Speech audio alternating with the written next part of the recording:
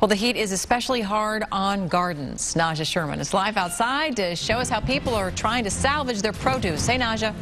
Hi, Elizabeth. Take a look at the plants here at the station. They're in pretty bad shape. I took a trip out to Kansas City's community gardens and saw a similar situation. That's scary for people who depend on that food for their family. On one of the hottest days this summer, gardener Ernest Rogers is doing what he can to salvage his tomatoes. He grows food his family depends on. I do, grandkids, great-grandkids, friends. This year, tomatoes may be something his family goes without. If I leave this in there, insect will get on in this crack.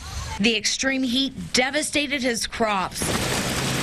In his 8 years as a gardener, Rogers says this year is the worst.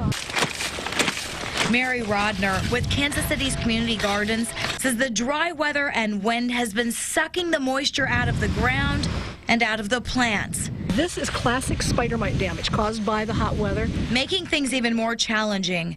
While plants suffer in extreme heat, some harmful insects flourish. We're seeing an explosion of the two-spotted spider mite on the tomato plants.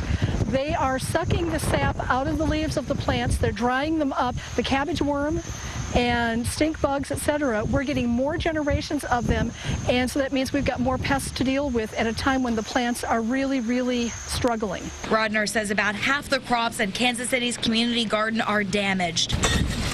On this scorching summer day, gardener Ernest Rogers works against the heat, hoping to rescue fresh food for his family.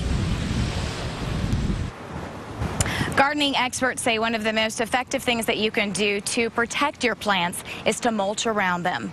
Naja Sherman, NBC Action News.